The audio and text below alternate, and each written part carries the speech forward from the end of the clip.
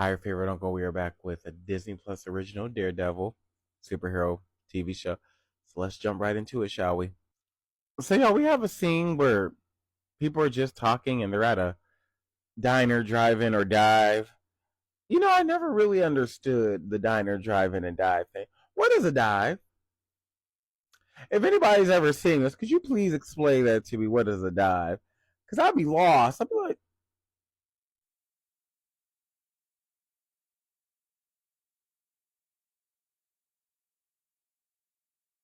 is this something that you made up? Like, I just feel this. I just feel this. See how you have people asking questions because folks is Quentin and people are conversating about the White Tiger and Daredevil because they're vigilantes and they're cool and they have superpowers. And who wouldn't want to be cool with superpowers? I don't know about the vigilante part. I don't know about all that. But the cool superpowers I can get with. I can get with that. So y'all know they say like if you're like blind and like other senses heighten in order to like make up for the fact that you can't see, or if you're deaf, like other senses heighten and all that stuff. Well, this is happening because right now he's able to hear a conversation of one of his colleagues that are having. And I wouldn't want to be able to eavesdrop from this perspective because here's why. What if I hear something that I wasn't supposed to hear and they know it? Granted, I'd be acting dumb. Oh, wait, what y'all say? Oh, okay. I thought y'all didn't say anything. I thought it was, I'll be hearing stuff. I'll be hearing some stuff. Like, I gotta get that together, y'all. That's why I'm going to a psychiatrist right now. Y'all take care. Y'all take care. So, y'all, the man knows that the person he's representing, Benny, is not doing well in harm's way. And instead of telling his superhero friend that can help him, he decides to let the man go on home and be with the Lord. Like, what type of lawyer are you? How would you pass the bar? So, yeah, now we got a character named Bullseye, and he is taking people out one by one, but then Daredevil comes and now they're fighting each other. A skirmish. A skirmish. Oh, yes, y'all, and it's a skirmish. A little pow, pow, pow. Pow, pow. Headbutt. Elbow to the face. Elbow to the face. A skirmish. So, y'all, of course, he's fighting Bullseye. And for those of you that don't know, Bullseye is a supervillain. He's able to use anything he can as a lethal projectile object. He's also in Dark Adventures as Hawkeye. Like Hawkeye has that precision. Oh baby, he got that precision. Y'all, so it's actually been a montage of a skirmish. But how long is the ambulance going to wait? Like, shouldn't they be there by now? Like, shouldn't they be there? Don't you think? Because this entire montage, the ambulance could have been there and took them, y'all. Now, I understand for the sake of the plot, but come on now. We can have some realisticness in this show. And y'all, when I tell you, I would be so upset if I got hired for this role and they unalived me in the first scene. When I tell you, I'd be like, I'll call my manager. Like, what you mean I'm going to episode 1? Can I at least stay to episode 3? Oh wait, I'm doing some flashbacks. Oh, okay. I can do that. I can do that. Y'all take care. Click. I am so glad we got the anti-hero up in here. The ones that are like, you know what?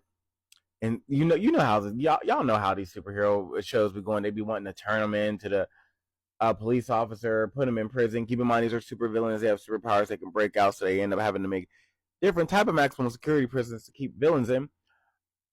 However, I love that it's instead of it's turning them in, it's just like down off this roof you go. You know, it makes me proud to be an American. Y'all, Bullseye just got somebody. He got pushed off of that, and he was like, I said, not him breathing. And I'm pretty sure the guy looking at Daredevil like, Matt, ain't you blind? You see, he was able to see all this time. You was faking it. You was faking it. You was faking it. You was faking it all this time. You wasn't really. Come on now, you didn't have to lie to kick it, Craig. We would have let you hang out with us. And then Matt gotta be like, y'all, I really wasn't. I really am. I really am. It's just a mutation. So you can't see, but you can. Yeah, I can't see, but I can. Huh? You know what? I ain't even going to explain. You ain't even got to explain it to me. Goodbye. And I guess this is the scene where he drops the mantle of being Daredevil and just says, no more. No more. After he failed to save his friend's life. But that was his friend's fault for being dumb. See, when you do clownery, the clown comes back to bite. Now, y'all, we get the scene with Fisk. And although this is a great actor for him, I would much rather have him been either a sumo wrestler or CGI. Because I already have in my head how I want Fisk to look. And I feel like you really can't bring that to life unless there's some added bonus, some added help. So protection makes people scared. Profit makes them low. I like Fisk because she was running a company when Mr. Fisk was out there, fighting for his life. Here's the thing.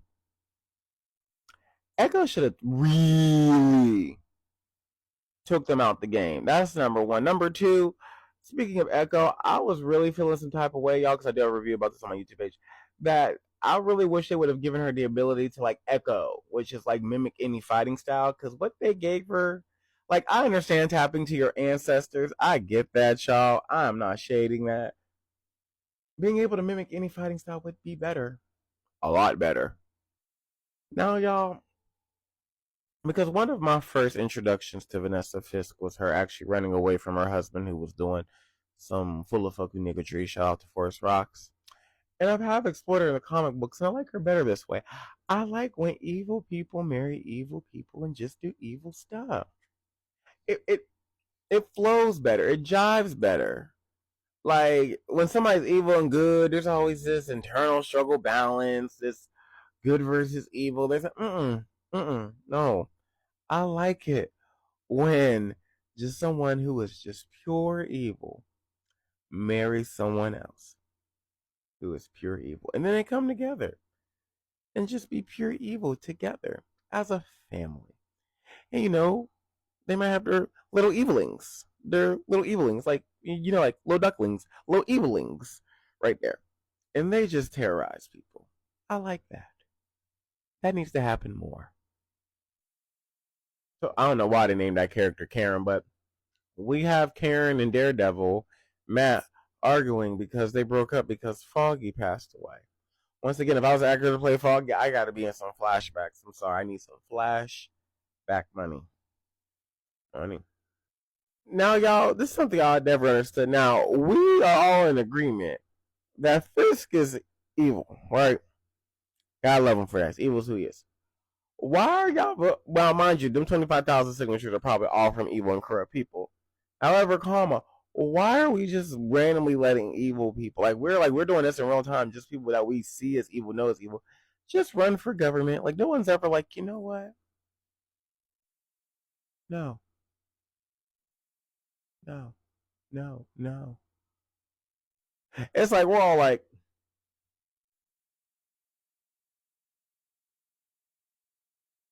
that ain't gotta do nothing with me. Like yes it does. Yes it does. Wait, so we got Matt about to burn his house down. Like you don't smell. Like you blind, not without smell. Come on now. Wait a minute. So Disney, let me holler at you, Kevin. Come forward. Why would you have Daredevil say that he went to Xavier, and you knew that we were going to think that he went to Charles Xavier School for Gifted Youngsters? Can we do some thinking? Who did the thinking in that part and said,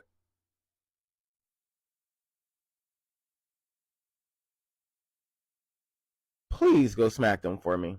But I do like the fact that he's dating getting to know a therapist and all that stuff. I do feel like he needs to find somebody, move on from caring. You don't want to be around nobody like that unless her name is Clark Sheard. I do appreciate the fact that they're actually putting in like an actual like television news scene where they're interviewing the public about Fisk. Like, how do you feel about Fisk?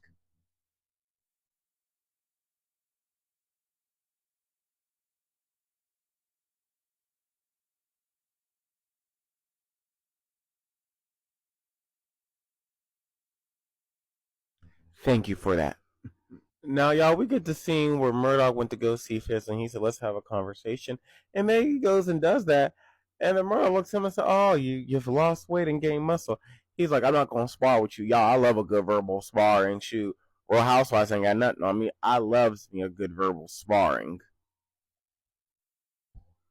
So Fisk, aka Trump, won mayor of New York City.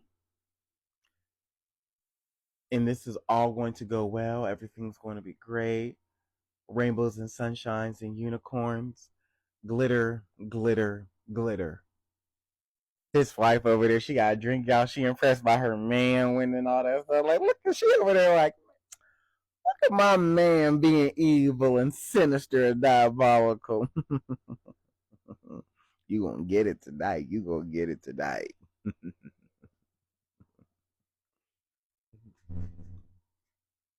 So the y'all, although Fisk's wife do got her a man on the side because her husband was in a coma for a while, and evil women have needs.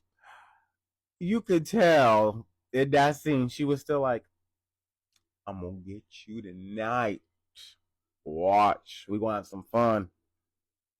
Now they're gonna be so happy and filled with joy that Fisk won, and then when he start acting like Fisk, they're gonna be shocked and appalled and make Twitter think pieces and TikTok, Twitter, and IG dissertations. Watch. She said to heck with her own rule about not dating lawyers. She's like, I want him.